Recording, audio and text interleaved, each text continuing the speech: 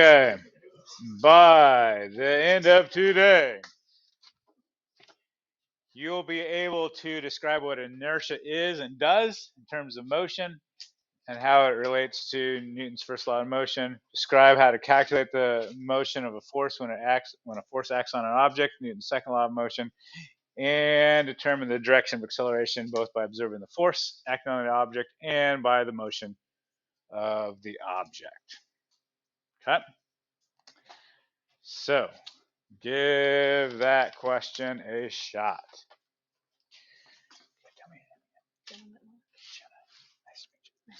So here's how class works with lectures. So I pose questions, and then I give you a chance to answer it in your head by yourself without discussing or influencing or being influenced.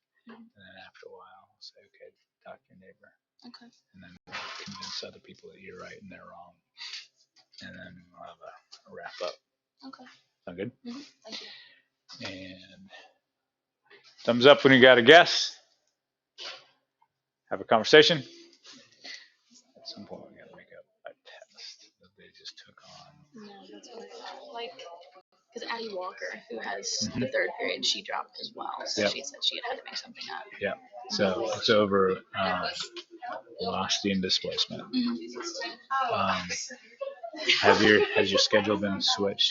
Like I think it has. Yeah, it has. So you're able to access Canvas. I looked on Canvas and I couldn't access the course yet. So. Okay. Try it throughout the day. At some point, I'll make a switch. Okay. Like if you're on my attendance, you should be able to get a Canvas.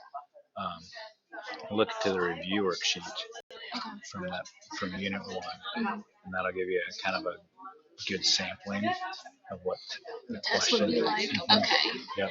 Would you want me to make that test up like Friday or something like that, just so I have a bit to kind of figure out how it works and everything? Yeah. Okay.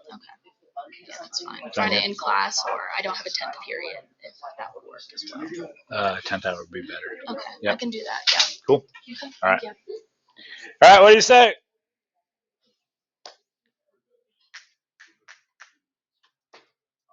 What do you say? What do you think?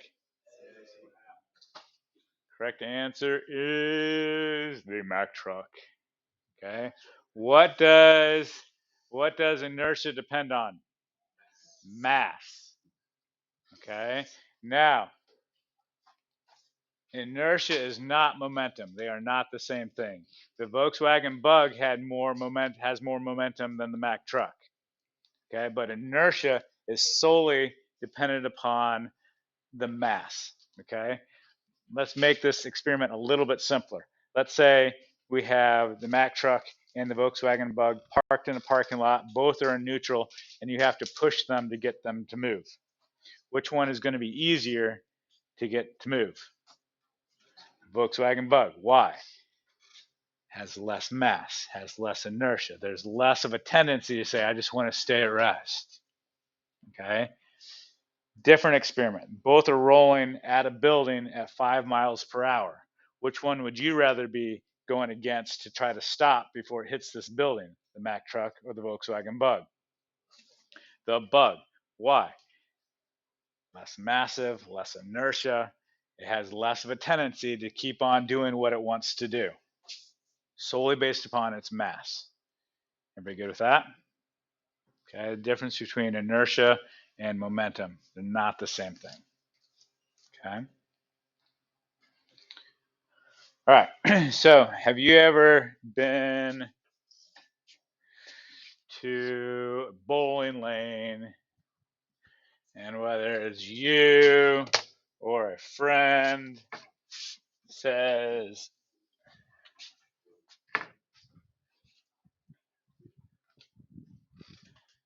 hey, watch this.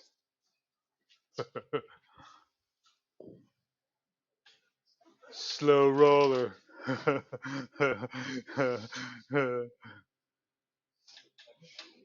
you ever, yes, no? Okay. How would you describe the motion of that bowling ball as it rolls down the alleyway? Would you say it is moving like it? Is it speeding up? Is it moving at constant speed? Is it slowing down? Like, how would you describe how it's rolling? hopefully it's pretty well constant velocity. Okay, doesn't work so well in here because the floor is softer, like the flooring is softer than a bowling alley and provides more friction. But if we get rid of friction, that bowling ball should maintain a constant velocity. Okay, now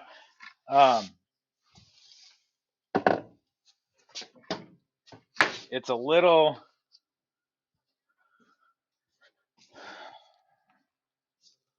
rough because we experience on Earth friction all the time. Okay, so when things are moving, we over time, what do we assume that thing is going to do? Slow down and eventually stop, right? That's just what we observe that all. I mean, that bowling ball did that in here, like stupid floor. But if we got rid of friction, what would happen? So I want you to think the last time you went to outer space, right? It was a couple years ago or something, like field trip or something. And you're like, you had your baseball, and you're like deep outer space, and you're like, you chucked it. How would you describe the motion of that baseball after it leaves your hand? Is it like going at a constant speed? Is it slowing down? Is it speeding up and slows down? Like, how would you describe how that? You remember that? Like, but let's pretend. What would that baseball? How would that baseball move after it left your hand?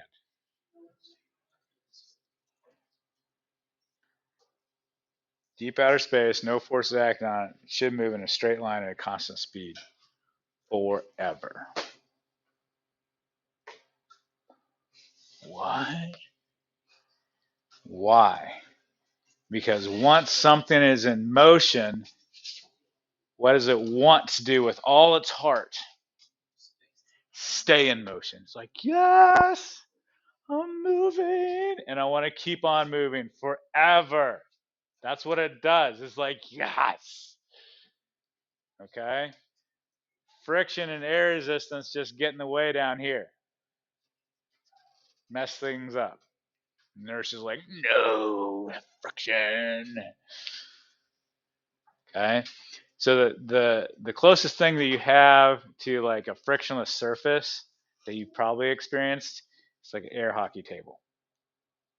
Okay, the air gets rid of the friction and just kind of, and so when you knock the puck in that short distance it's going, it should go pretty constant velocity. I mean, there is some air resistance, but it's really not going to mess with it that much, and it just until it hits something else.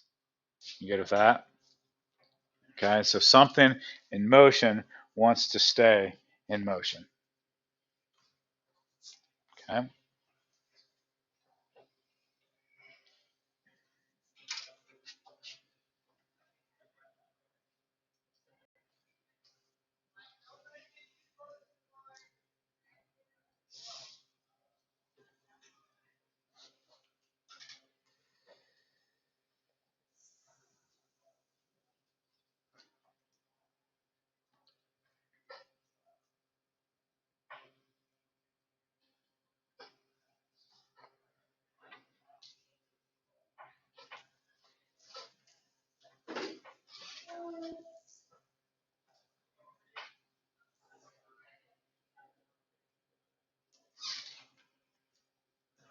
Thumbs up when you have a guess. Have a conversation.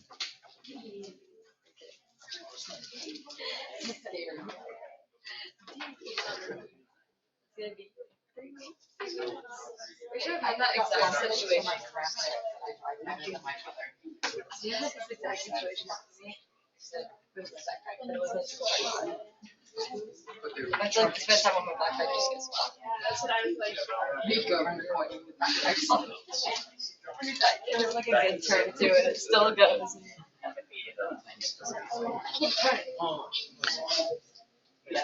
Okay, what do you say?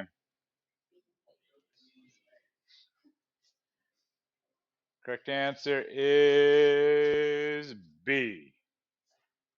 Okay, so while the books are in your car, you're driving, you see your books at rest, okay, before you hit the brakes. But someone on outside the car, like on the sidewalk, sees your books and your car and you all traveling at 20 miles an hour before you hit the brakes. They see their book, they see the car slow down, they see you slow down, but they see the books keep on going at 20 miles an hour because they're already moving and they just want to continue moving. The inertia is like, yes, keep going. And there's nothing preventing it until they hit the dashboard or the floor or wherever. Good with that?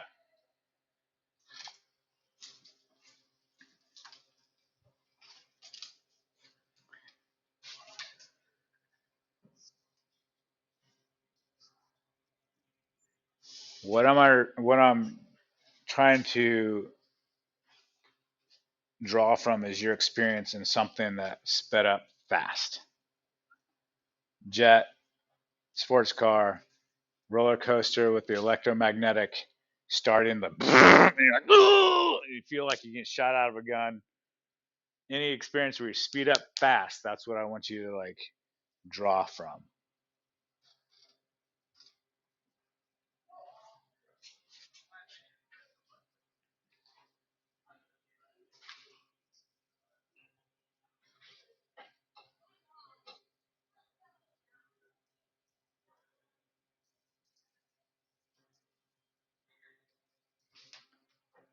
Thumbs up when you have a guess.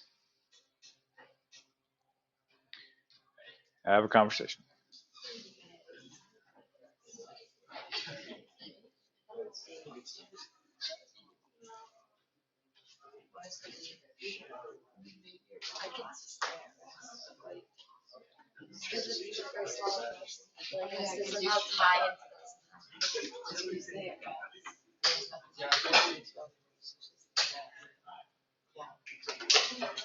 Wait, that looks like I think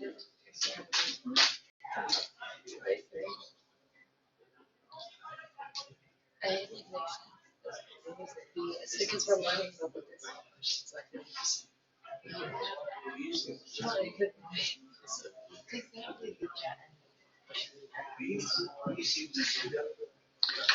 Okay, correct answer is? Correct answer is actually E. E. Every elephant exercises with eggplants. I don't know. Anyway, so this feeling is actually your inertia saying, I want to be at rest. It's not a force. It's just inertia saying you have an accelerometer built into you. It's called your guts. Okay.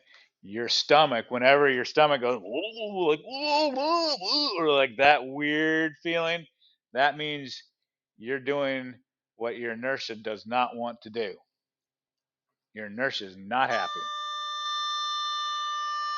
Okay. Your inertia wanted to stay at rest, and you're being pushed forward by the back of your seat. Okay. In order for you to do something the inertia doesn't want to do, there needs to be a force acting on you. And that force is from the back of your chair, assuming you're sitting down, pushing you forward. How are we doing with that idea? Okay. So now that you have that knowledge, you can go through life and like have this understanding anytime your stomach does something wacky, like not indigestion, but like the motion thing, you're like, I better just experience acceleration. My inertia is not happy right now. Okay.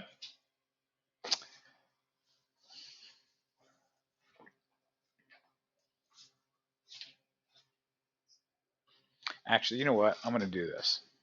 I'm going to hit this. I'm going to flip flop this. Okay.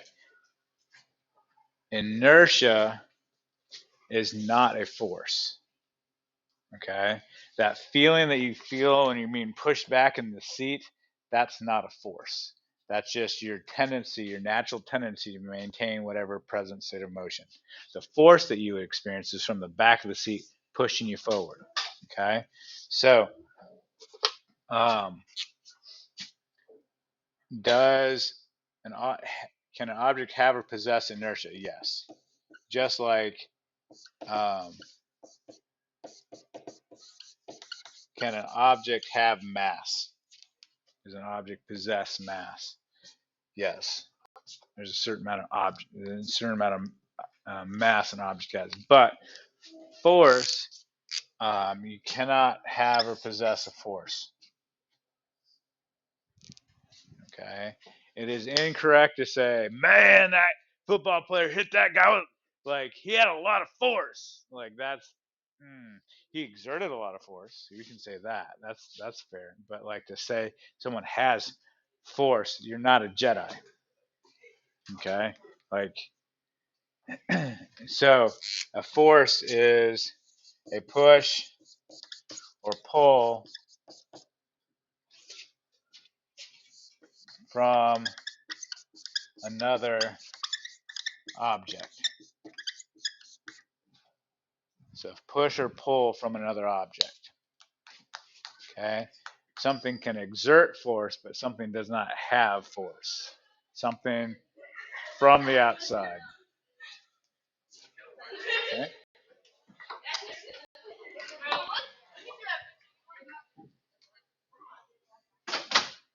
Get that? Okay. Going back to this one.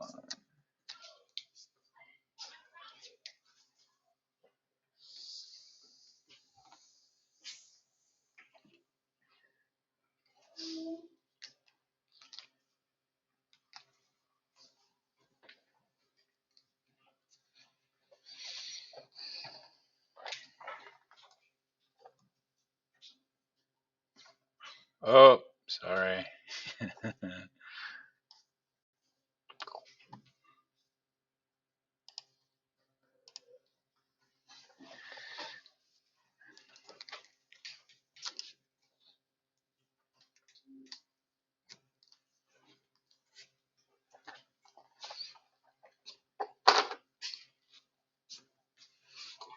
Thumbs up when you have a guess. Talk to your neighbor.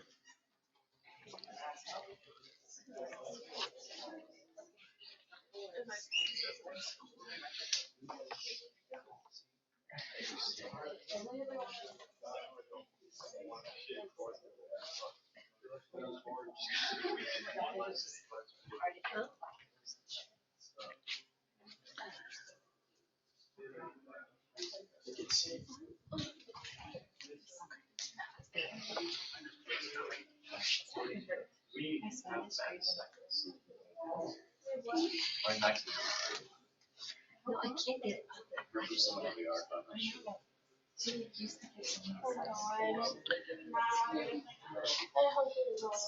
Correct answer is A. A is the correct answer.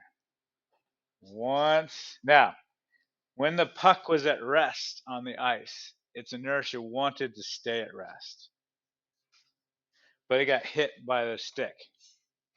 That was a force causing it like, whoa! Now it's doing what it does. Like during that point in time, it did what it didn't want to do, but now it's moving. What does its inertia want to do? Keep moving. Like I'm moving. I just want to keep moving. It's like, yes, just keep doing this. It requires no additional force to keep it moving at a constant speed in a straight line path because we're ignoring friction and air resistance. Once it's moving, that's what it wants to do. Inertia is happy. It's like, yes, I'm doing what I want to do. Good with that? Okay, so we have a fan cart here. Doesn't work so great because if I had hair, it'd be like, whoo, then it doesn't. It's just pretend. Okay. So I'm going to start this at rest. What does its inertia want to do?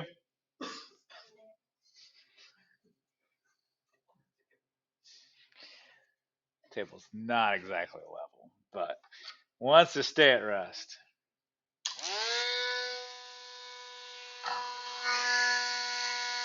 Did it stay at rest? No. How would you describe its motion?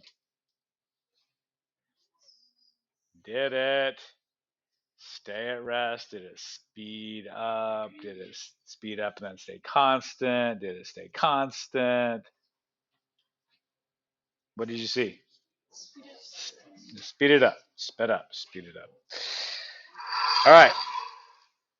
Experience acceleration. Yeah? Okay.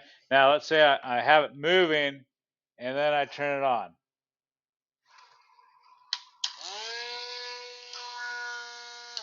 Did it still speed up? Yes. Okay. After I turn it on. Now, it's kind of a lame demonstration because my runway is very limited. Okay. But let's say I had a really long runway. Okay. And we ignore air resistance. Would that continue to speed up, or would it at some point reach a plateau, like a max speed? Ignoring air resistance.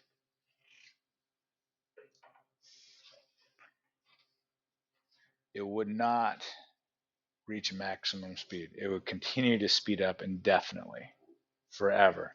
Now, barring like the speed of light limitations and that stuff, but like it would continue to speed up. Okay, this won't happen here because we have air resistance.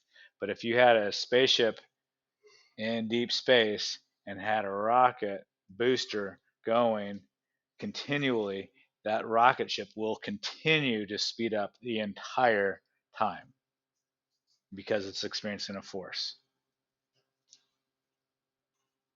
Might be hard to swallow, but that's legit. Okay? Because what does the inertia want to do once it's sped up? We just want to keep on going. It already has that. It's doing what it wants to do, but now if it experiences more force, it's like, oh, I'm going to speed up more. Always speed up more, speed up more, speed up more, speed up. Okay?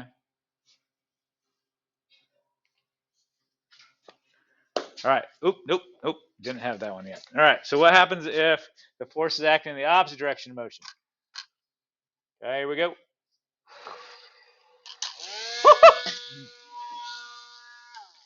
Try that again. This is so dicey.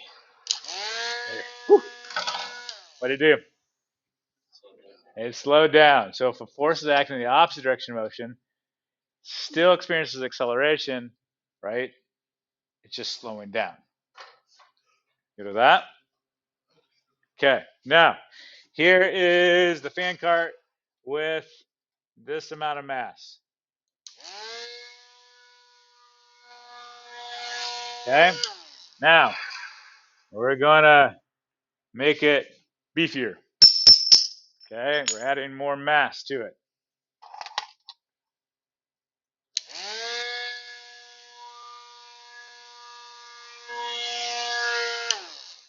Did it speed up? Yes.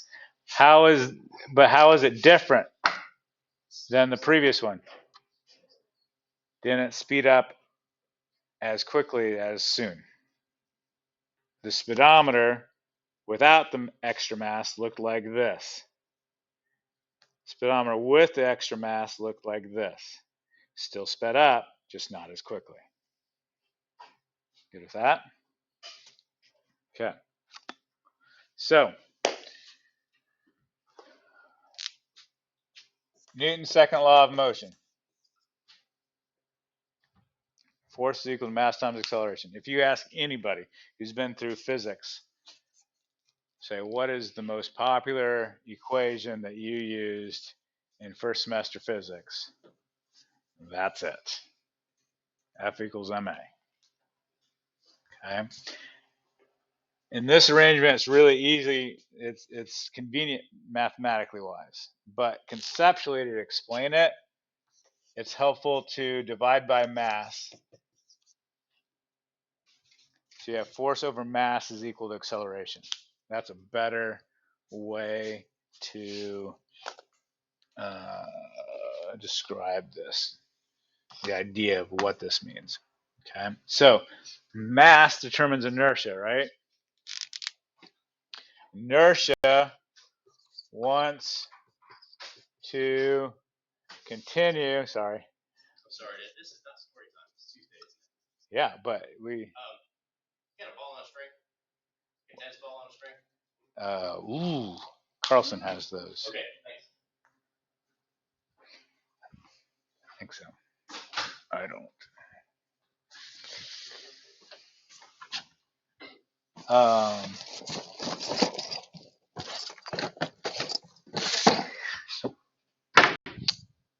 All right, so inertia wants to continue its present state of motion. Okay, it just wants to do what it's doing. Like, let me just do like however I'm doing. If I'm at rest, I want to stay at rest. If I'm moving, I want to continue moving. Let's just keep on doing what we're doing. Maintain status quo. Okay, force. What does force want to do to the motion?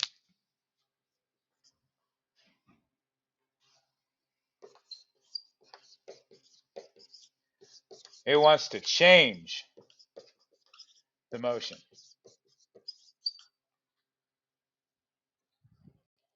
Okay?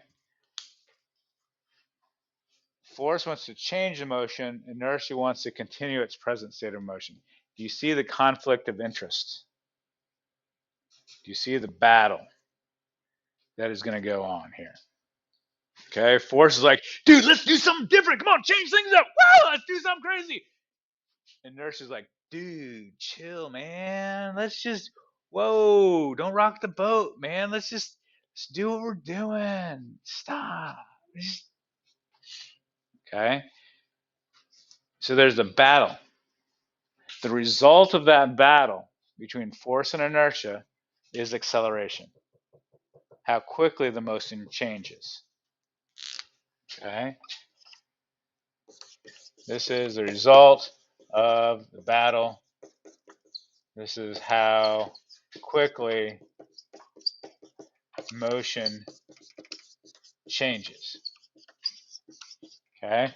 You cannot figure out acceleration based off just one of those things, force or the mass. You have to have both of them to figure out the acceleration.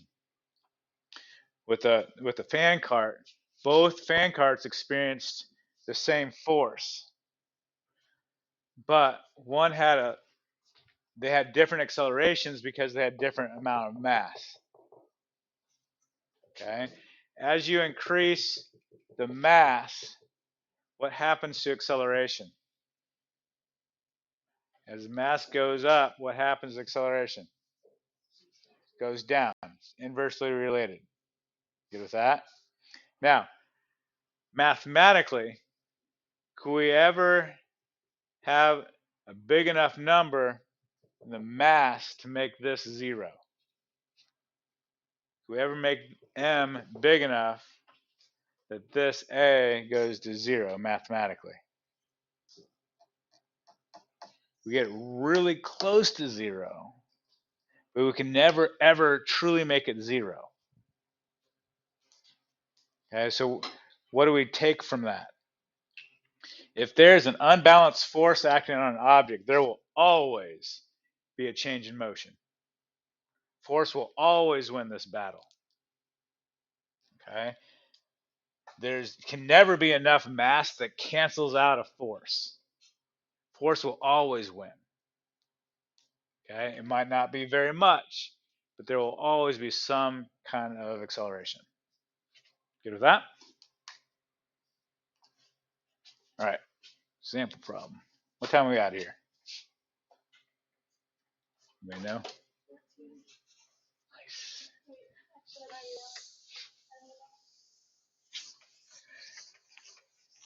Well, if it's anywhere close, we're right. All right, so example problem. Your shopping cart has a mass of 25 kilograms and is rolling along at 0.5 meters a second.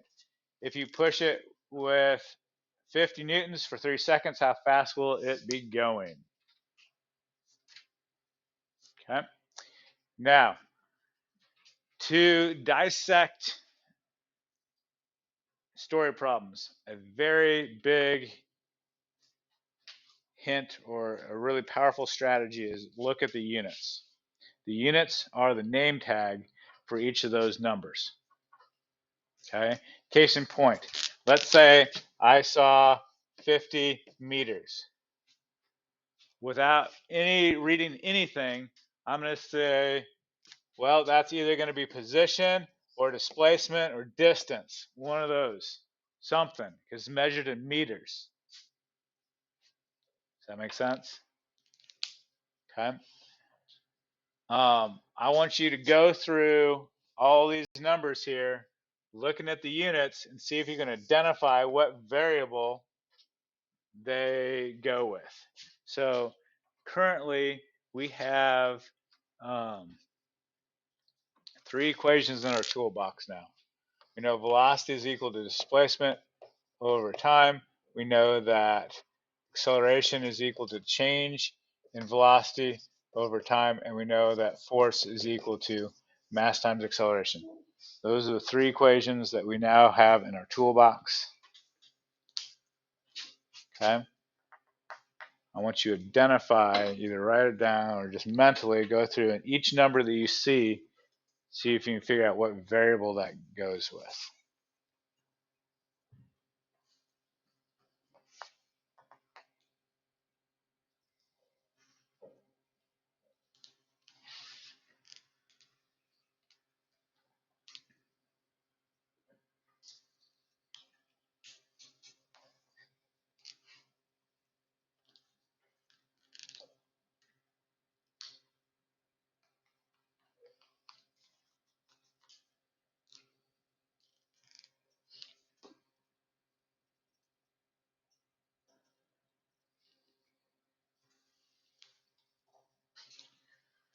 Thumbs up when you got something in your brain.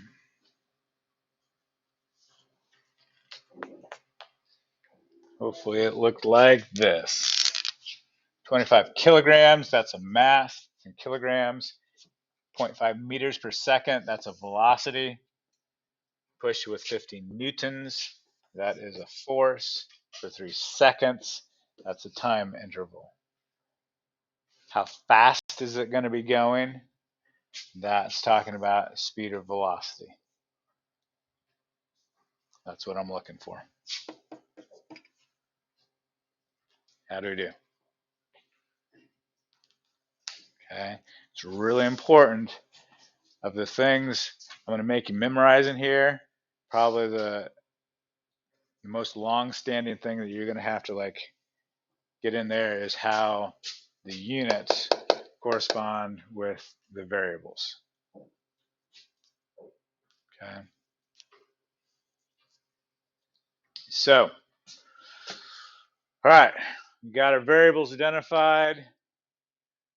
We're now trying to figure out our velocity. So we're looking for an equation that has velocity and it has these numbers in here. So, hey, we got something with velocity. That's good. That's good. Do we have time? Yes. Do we have displacement, distance, anything like that? Okay. Acceleration. Do we have anything with acceleration? No. We have velocity. I mean, that's yeah. But we have time. Like, okay. All right. Well, that one doesn't even have velocity in it. Man. What that means is you're probably going to have to do a combination of equations. A lovely day. So,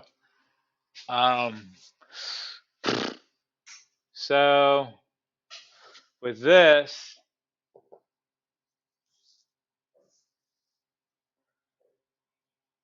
there's two unknowns here, right? I don't know velocity. Well, sort of. How about this? I'm just going to coach you on this one. Here, if I could find acceleration, I could figure out my final velocity. You all right with that? Okay.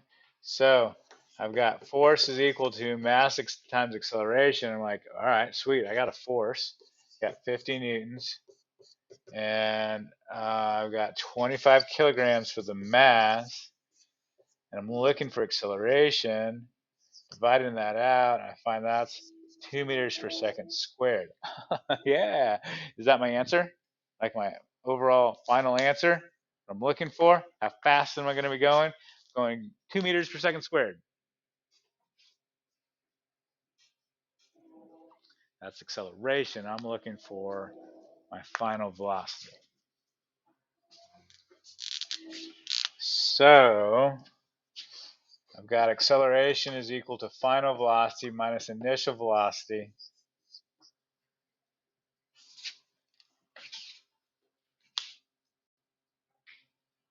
Does everybody see how these two are the same equation?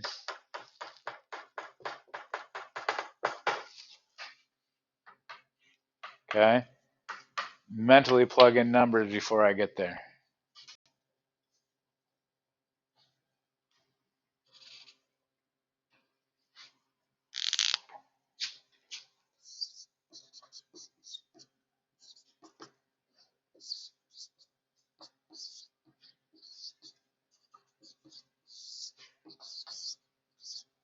How'd you do? Okay. So now I'm just solving for my final velocity. Okay. So I'm going to multiply 3 on both sides. You get 6. So final velocity minus 0.5. And then just add 0.5 on both sides. And get 6.5 meters per second.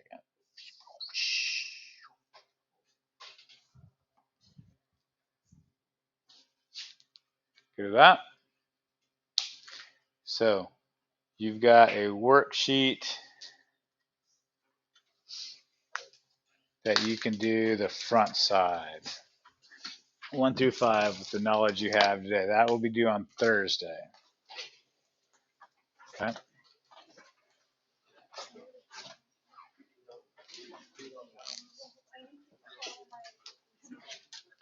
Good there? Any questions?